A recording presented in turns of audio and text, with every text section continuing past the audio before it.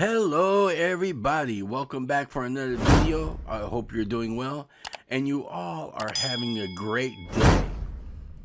I'm gonna warn you right off the bat, this is a mixture of a rant, a public service announcement, something to get it into your subconscious that the powers that be want your XRP. They want your cryptocurrency. They do not want you to be in the one percenters of the wealthiest people on this planet. The people that has the money, has the resources to manipulate markets, governments, laws. We all know this. And I'm sure you know this. I do not know how long this video will be. I just want to show you some things that's going on in my brain. Like I told you several times in other videos, my father was a Marine. He was one of the first black Marines in the military. And I'm honored to be his son. And he always taught me that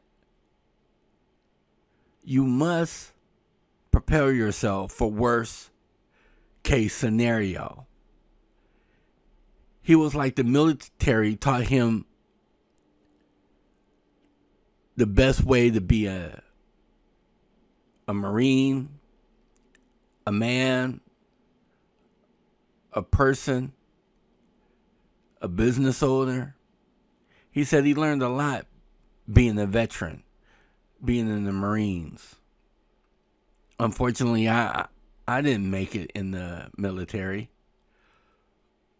but I tried. But that's another subject. But I was always amazed about my father. My father was not perfect, but without his wisdom, I wouldn't be where I'm at today. And I'm looking into the future, worst case scenario, best case scenario, because I want to prepare myself. And that's how I overcame the second worst recession in America. It's because when everybody was getting those letters, I got the letters. My house was worth $500,000. I'm in the hood. And it's like, hey, take out, you're qualified to take out $500,000 and fix up your house, do this and do that. My second wife at the time was like, oh yeah, we could buy a new car. I'm like, what kind of idiotic, silly thing is that? Why would you do that? Why would you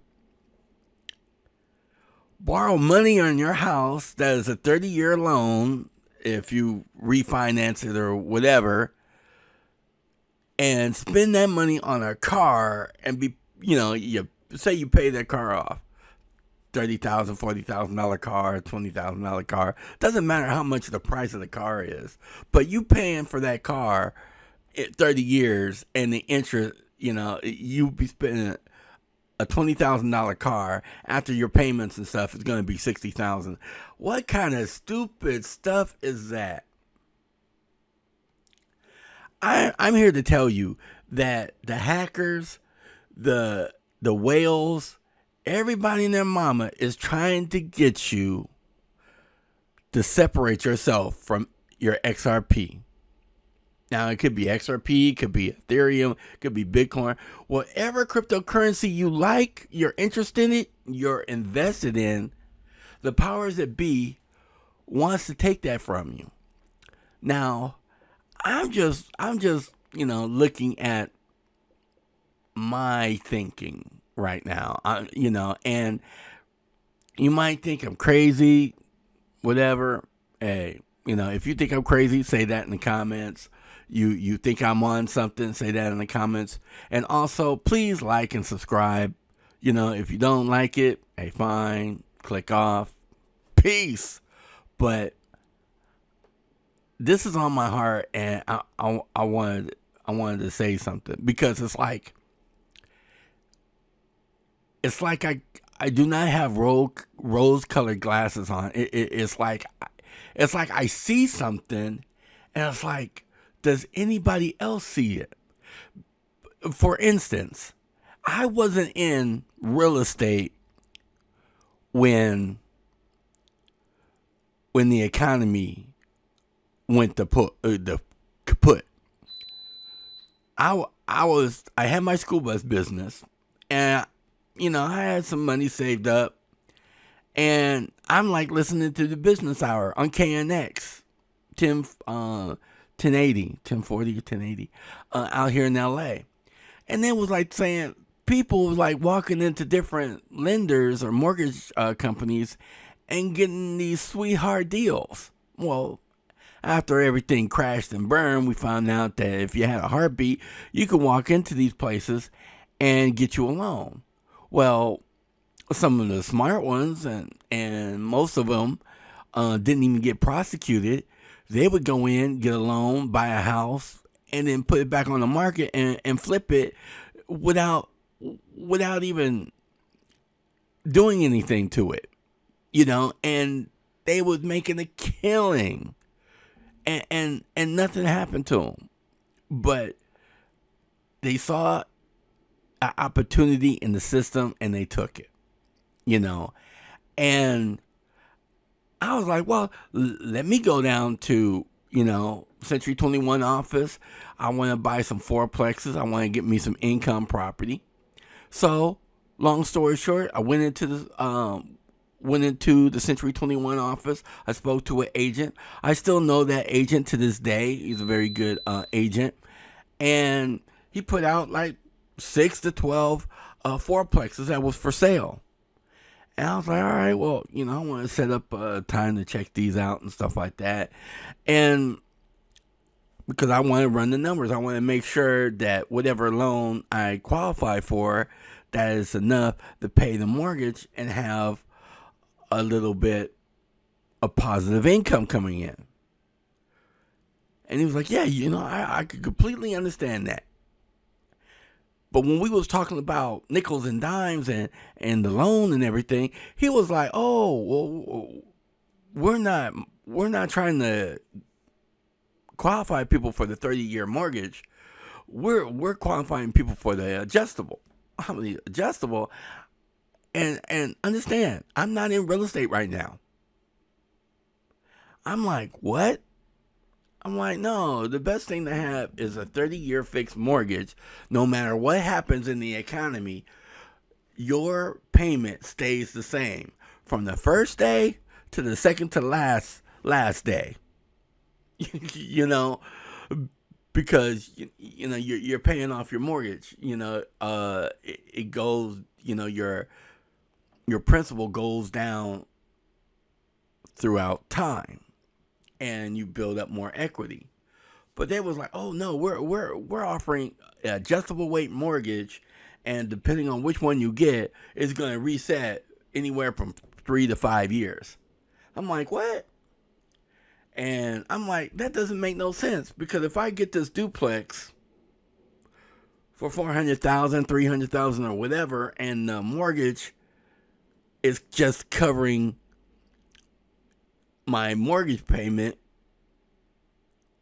the loan, the rents are just barely covering the mortgage payment, and once it resets, it's going to be like sky high, because I'm like looking at the numbers. I'm not stupid, because I'm not into real estate, but my father taught me a little bit about business, and I'm like looking at the numbers. Plus, I already had my school bus company for a minute, so I'm like, okay, no, these numbers are not working. Plus, I don't already have that good credit in the beginning.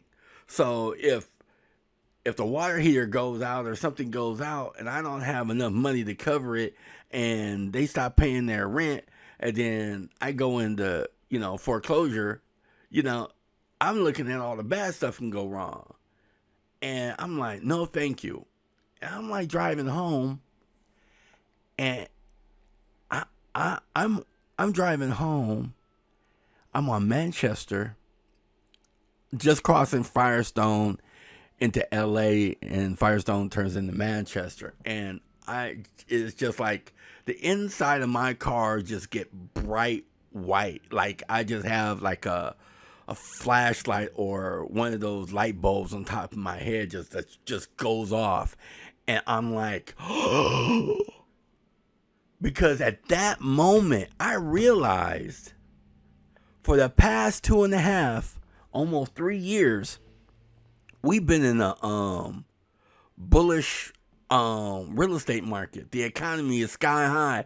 Everybody and their mother is happy. Everybody, different people, in church testifying, yes, I bought me a new house. I bought me a new car. I did this and did that and did this and did that. I'm like, oh my God.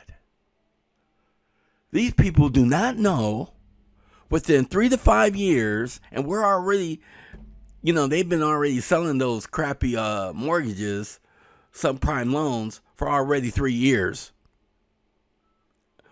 We're about to hit a foreclosure crisis. That's what I'm thinking. And I'm like, and in 5 years, it's going to be crazy. And I'm like, I already knew. I was like, the economy going to start tanking in about a year or so. Maybe about a year and a half after that, LI Unified, everything was hitting the crapper. LI Unified owed me like close to $40,000. I didn't have that much work. One of my buses messed up. I did something stupid. Instead of paying my mortgage, I got the bus fixed and all this other stuff. So I became 3 months behind. And, before I went 3 months behind, I was like trying to work something out. And they said, oh, just save the payment and just apply for a modification. And then we'll put your late payments behind and this, that, and that, and this. I'm like, okay. And I did what I had to do with the money and stuff like that. Come to find out, everybody else that's over underwater in their house, they're not going after them foreclosures. They're living in their property without paying anything 3 or 5 years, in that time frame. But me, I didn't take out $500,000 when they sent me that letter. I took out $50,000. And when I took out $50,000, I fixed up the inside of the house and I bought a third bus. I didn't buy no new car. My second wife was upset. She's like, why can't we buy a new car and all this other stuff? I was like, no, we need to fix the house up. At the time my father was sick, have him come in, and when he comes in, out of the hospital because he had to have heart surgery. If he's well enough to come back home, the house would be remodeled and he'd be happy. Unfortunately, he didn't make it later on, with the dementia, just wore him down and eventually he passed on. But I bought a bus. I was like, well, hey, since we're taking this money out and we're doing this and doing that, I'm investing in my business to have another bus so I can have some extra money coming in. And that would kind of save me a little bit. And later on, I had to declare, it's like, well, everything going on with my wife, different things. I had to declare bankruptcy. They reset my mortgage. I had to pay, sell my business, pay off my wife. And I just reset my livelihood and just went into real estate. That's another thing. But it's like the steps I took because I saw the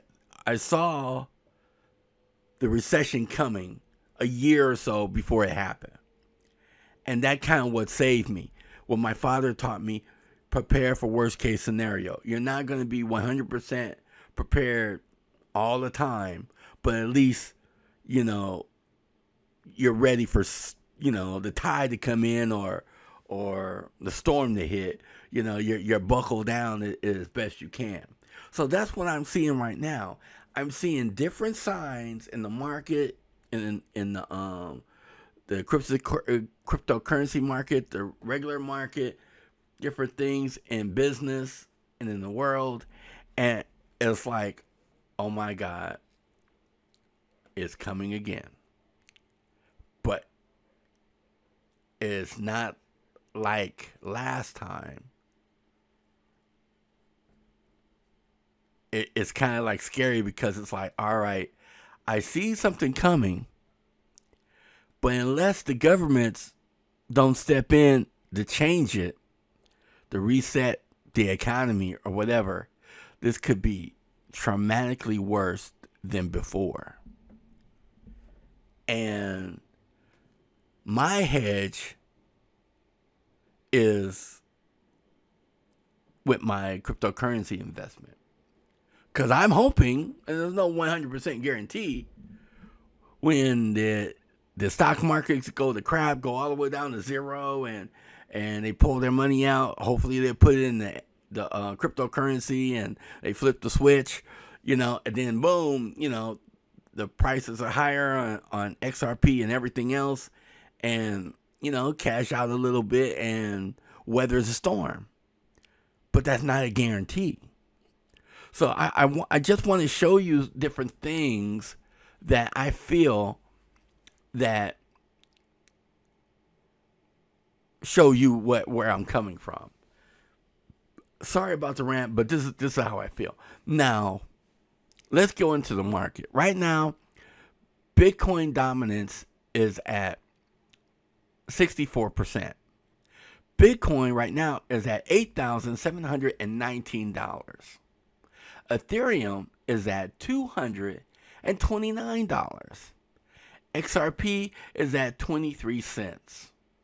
Now, we've been in the red for quite a few days. And the Modern Investor mentioned it in one of his videos. I believe it was today. You're probably getting this Saturday morning. But he mentioned that we was having an uptick. And then it was a great big sell-off. I'm not surprised, because I really feel that this market is being manipulated, held down, because there's something going on that we're not in that club.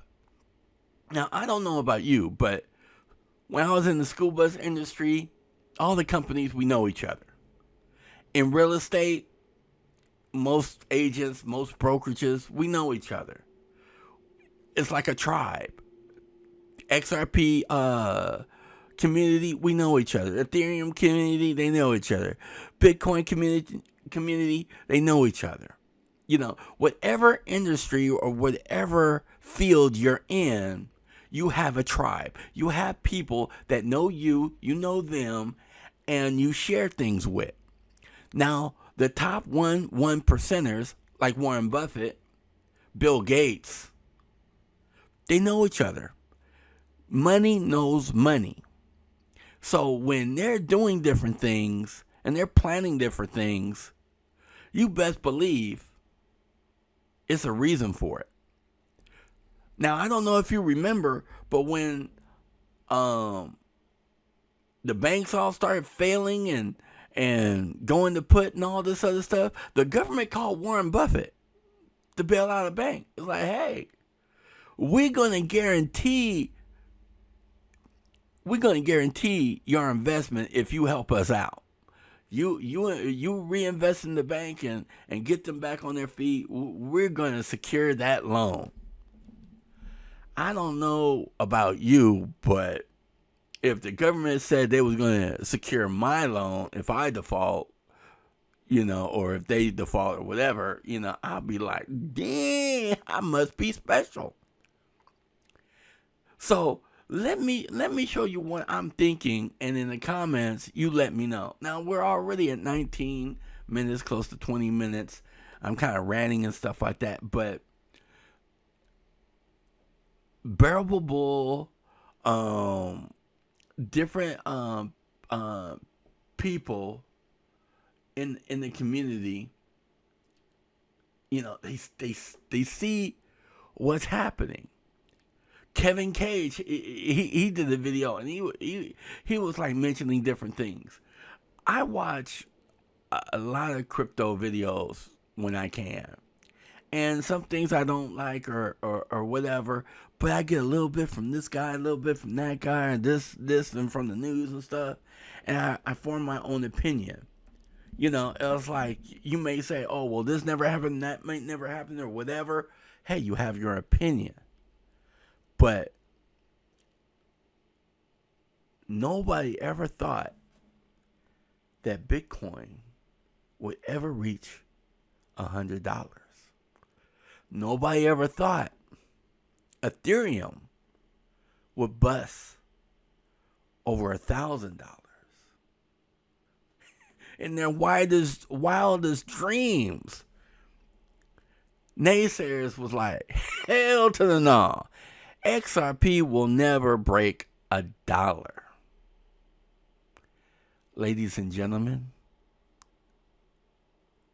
anything's possible if you put your mind to it. Bitcoin reached a high close to $20,000. Ethereum, happily broke $1,000. XRP was way over $3 and is designed for $10,000 a coin. Just imagine buying a fraction of an XRP and being happy.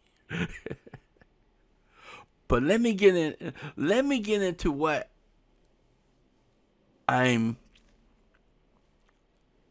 thinking about. And you be the judge. You let me know what you think. All right. You remember Warren Buffett, right? Cryptocurrency is rat poison, 𝙏𝙬𝙧 or something like that. Warren Buffett just had his lunch with Justin Sun. And Justin Sun said, oh yeah, let me give him a Samsung flip phone, and that's well over $1,000. I think he said he gave him 2. And let me give him some Ethereum and some cryptocurrency and some Tron. So Warren Buffett said, oh no, I don't own any Bitcoin. Yeah, all right. So, see, this proves my point. If you look back at one of my other videos, you'll see I showed an interview with Warren Buffett, and he says, oh, well, I can make the Buffett coin and maybe sell it after I die and people can make money. He knows the process. He knows what's going on. So that you do not listen to what they say. You do what? How's that go? You don't go by what they say. You go by what they do. Now, last year, this came out August 27th of last year. Here's why Warren Buffett's record $122 billion cash pile could be a worry sign for stock markets. Now, in my opinion, that's my opinion, Warren Buffett knows the stock market better than anybody else. How he can give advice to cryptocurrencies is beyond me, because he said it himself. He do not invest what he does not understand. He does not understand cryptocurrencies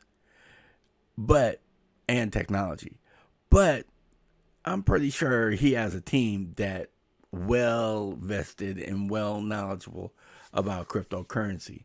And whoever's in charge of that group probably has those flip phones in their hands, and has that Bitcoin for Warren if he needs to call for it.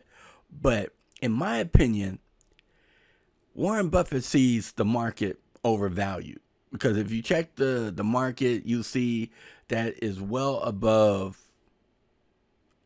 what where it was at when the market crashed. And it's like $120 27% overvalued. So when something's overvalued, he takes his profits. So what if he's taking his profits and all of a sudden everybody in the 1% is like, oh, it's time to take our profits out and let the little man just lose his shirt. Now, let me go through some highlights right quick that I think is very interesting. Warren Buffett's mountain of cash may be a warning sign to investors that stock market are overvalued and that a crash is around the corner. The investors guru's firm, Berkshire Hathaway, held a record $122 billion in cash at the end of June. The conglomerate's cash is worth nearly 60% of its portfolio of public companies, the largest proportion since before the financial crisis. Man, that is a lot. And you know, Mr. Buffett loves deals. He loves buying companies at low stock prices. He started buying up those shares, and before you know it, he has control. This guy is a mastermind when it comes to the stock market. So you got to keep that under advisement. Be like, wow, you know, it's a reason why he does things. And this is not checkers, it's chess. So you got to look 3 or 4 moves down the line to see what these big money guys are doing. One of Buffett's favorite yardsticks suggests that the U.S. stock market is more overvalued than it was at the highest of the dot-com bubble and just before the financial crisis. So it's a reason why he's pulling out all this money. Any suggestions? Let me know. Any hands up? Let me know. I might have one. We heard this rumor about Bank of America using Ripple. Now, some people say, well, hey, once Bank of America say they're using Ripple, an announcement being made from them, the sky's the limit. Well, from different YouTubers that posted it and they took it down, they say that Ripple wants to do an announcement. All right. You want to do an announcement for the biggest financial wealth transfer in our lifetimes. You have to wrap your mind around this. This is not just something that happens every day, people. Right now, Bank of America, Wells Fargo, Lloyd's of London, different banks all over the world, if they're not on board, they will be on board, because once they get plugged in, they have everything situated, they have financial clarity, and the powers that be say, yes, go ahead. You do not think Warren Buffett, with his big ears, is going to know exactly what's going on? And when we get little different things in Congress and hear different things, they're talking about, oh, this has been in the works for years. What? And we just heard about it? We're nobody compared to these people that are in the mixed. And we're just, you got to understand, we're so lucky just to even know about XRP, know about the company Ripple, know about the distributed ledger technology, knowing about blockchain, how it's going to change the world, people. Now, Warren Buffett has all this extra cash laying around. I wonder why. Oops. Warren Buffett seeks Fed leeway to boost stake in Bank of America past 10%. What? He wants to own more of Bank of America? Because if he goes over 10%, it triggers a regulatory review? I just don't understand it, people. You tell me. If he's so against cryptocurrencies and XRP cross-border payments utilizes one of the top 3 cryptocurrencies in existence, I don't get it. I don't understand. Unless he's telling us one thing, but doing another. Sleight of hand, folks. You're looking at one hand when you should be looking at another hand. That's what's going on, people. Now, what's going on with the stock market? You know, stocks suffer worst week since the financial crisis. Now, I'm not going to say what they have on the screen. I'm just going to say, just like a few other people and on the Working Money channel, the beer flu. The S&P 500 tumbled for the 7th day, and other economic indicators are flashing warning signs. S&P 500 this week went down 11.5%. Now, I'm not a market guy. I'm not a chart guy. But that doesn't look good, people. That doesn't look good.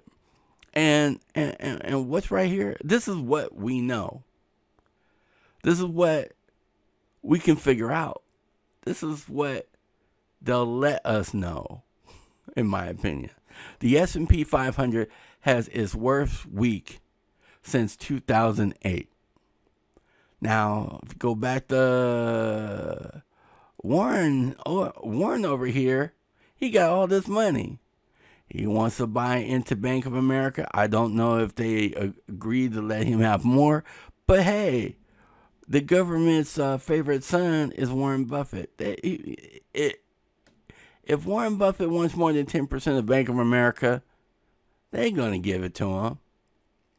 And since he has a stockpile of cash, it looks like Warren Buffett's going to be shopping again, buying some more properties. Well, more companies. The Fed says it's willing to act if the outbreak worsens. Now, did that trigger Fed now? Did that trigger like, oh, well, we'll be doing some more quantitative easing? I don't know. But somebody was talking about, I think it was the Bearable Bull was talking about the Black Swan. You know, the market's going to crash and burn anyway. Warren Buffett knew that. Different investors knew that. Oh, but we'll take out our money out of the stock market and blame it on the beer flu. And that way, if it goes all the way to zero, you know, we could do a reset. But it's not going to go all the way to zero because they have safety triggers in place. So if it drops a certain amount of points, I think it shuts down the market or pauses the market for like 30 minutes to an hour. For the first tier, the second tier, it'll do it again. A third tier, maybe much longer. I'm not really in the stock market. I don't really know. This is not financial advice, so don't take what I say as gospel. But do your own due diligence and research. Now, stock market is the Wall Street jitters extend beyond the stock market. What that mean? Will real estate start becoming affected? I know commercial real estate is starting to take a hit. I know mortgage lending, you could just about get a mortgage now if you have a heartbeat. Oil prices are also sharply lower. Well, are you getting happy at the pump, ladies and gentlemen? Something's afoot. Something's going on, and you have to be prepared for it. That's why I want you to understand there's something going on. Among China's manufacturing, among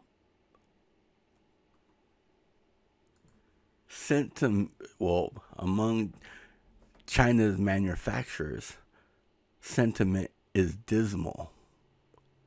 Yeah, they're locked up, trying not to spread the beer flu. But why do I think there's something big on the horizon?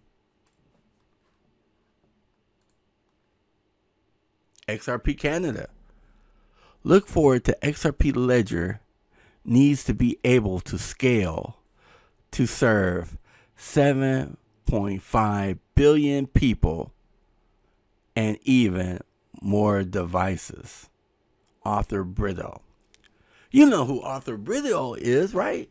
The co-founder of Ripple. Well, yeah, the co-founder of Ripple in 2017. Now, you remember this article I shared last year? XRP was designed for $10,000. And all these people is trying to take your XRP by scams. Now they're on different platforms advertising their scams. I got a warning because I was blowing up. Somebody was using my nightly YouTube stream, my After Dark, on their scam. I was like, hell no. They're going to think that's me. I'm like, I'm not having it. And I blew them up on Twitter, different people, and it took it down. But they also, I guess, retaliated and flagged my video, my live stream. But if you're not aware of Mark Phillips' article on why he feels that XRP is designed for $10,000 a coin, this is highly a must read. Now, I want to share something with you. I know I say this all the time, but if XRP is designed to be at least $10,000, now Bitcoin went almost all the way up to $20,000 with absolutely no use case. It was the beta. XRP is Bitcoin 2.0, what Brad Garlinghouse says. And now, if it's integrated with all the banks and institutions and payment providers and update the analog slow-ass system that we have into a digital system where you can get money just about instantly, just like you can get a video. I could send a TikTok video to my wife, to my friends, to my neighbors, just about instantly. 30-second, a minute, 2-minute video. And you mean I can't send $5 that somebody won't get it in 3 to 5 days? Now I could probably send it faster and they can get it, but will it actually settle in my account? No, it's like, oh no, you have to wait until, the business day. All this other mess. Payments should be instantaneous, 7 days a week, 24 hours a day, 365 days out of the year. That's what Ripple, the company, has designed XRP for. Now, you might ask, well, what's that gonna, we have trillions and trillions of dollars in debt. And I wish I could find that video. I had to go through the video archives of 𝙏𝙗𝙖𝙣 to see where this guy slipped up and said reset or zero out the global debt. But let me show you this video right here of this young man in ILP Summit 2019. Watch this. So with Interledger, again, open standard, connects different types of networks. It's use case agnostic, and it's about doing packetized money. So some people have heard me say this before, but I'll throw it out to the audience. What is Interledger's total addressable market size?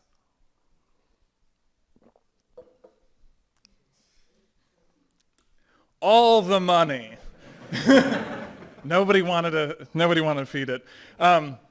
Yeah, it's all the money, because what we're really talking about with this idea of the Internet of Value is creating a single global payment network that connects literally everyone and processes maybe not 100%, but 90+% of all the money. That's what we're talking about. So with that, if you had a system like that, or when we have a system like that, I should say, payments will just work. If we go back to this original experience, rather than having this negotiation about, do you accept Ether, you would just send it, it would get transacted in the background and wind up in the cashier's account as whatever the store wants. Similarly with micropayments, I could go and I could pay with whether it's Bitcoin or Ether or dollars or whatever, and it would just go through and be converted on the fly, and I wouldn't really have to think about it. So how do we get there? Number one thing we need is people, which is why you are all here. That's a super, super important aspect of this, is building a community around this technology, people who care about working on it, people who spend time coming out for Fridays and Saturdays to talk about this and work on it. So this is a shot of one of our last events, but really hoping to grow the community more, and we'll talk about how we do that. Number two, technology. Obvious. And number three is use cases. So I just want to give like a very brief shout out to some of the demand drivers in the room. If your name is not up there, I'm very sorry, but come and poke me afterwards and I'll apologize. Now, did you hear what he said? All the money. Now, if XRP is integrated through all the banks and institutions, and with the help of XRP 2020 at 2020 XRP, with this other news, if the whole world is using the XRPL for their payments, protocols, and all this other stuff, the Swiss system will be just decimated, just obsolete.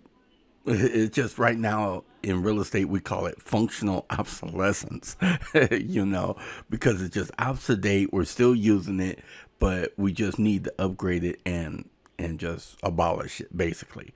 But let's check out this tweet from XRP 2020. So he states, "It's all starting to line up. No riddles to give you. But if you do not see what's going on, I cannot help you." All right. Now let's check what his tweet is. All right. So let's check out what XRP 2020 tweeted about. All right. I hope I'm pronouncing her name right. 𝙏𝙖𝙧 Motion. Mnuchin meets with cryptocurrency and digital asset industry folks today at Treasury. What? Mnuchin does what? He meets with cryptocurrency and digital asset industry. Now, I guess it's the industry leaders today at the Treasury. Now, something's brewing. Now, you see all these people in the table, and who else we see? Uh-oh. That Miss Owl herself. Now, I don't know what to tell you, but to tell you, now we have this from Mission, and this is from the U.S. Treasury Department. Looks like they got it from their smartphone. Treasury conveys cryptocurrency working session with industry leaders. March 2nd, 2020, Washington. Today, the U.S. Treasury Department convened a meeting of industry thought leaders and compliance experts to discuss supervisory and regulatory challenges facing digital assets, including cryptocurrency. The U.S. welcomes responsible innovation, including new technologies that may improve the efficiency of the financial system, says Secretary Steven Mnuchin, I'm assuming. Now, I'm showing you all this stuff for a reason, because it's a reason why things happen the way they happen. And if BTC can go up to close to $20,000 and it doesn't have a use case, like I said before, and Ripple is integrating with all these businesses, and XRP is going to be the foundation of the new financial world markets, the sky's the limit. Now, with Peter Voss, thank you, Peter Voss, the American fintech Ripple client might soon be able to issue, let's look at this, American fintech Ripple clients might soon be able to issue stablecoins via cross-border payment platform, or RippleNet. Like David Schwartz says, it says in the article from the Ripple Drop that they're working on the XRP ledger, where you can put new coins on the ledger, stable coins or whatever have you, and it's going to have that liquidity because it's on the system. You don't have to worry about that backlog. So that's why people are trying their best to take these coins from you, to hack into your systems, to do all these phishing scams or whatever, and they're just trying to be more and more ingenious to take it. So you have to be vigilant on securing your assets. And different people be crying, oh, well, I don't want to have to check my email for this new code. I don't want to have to go through my Google Authenticator.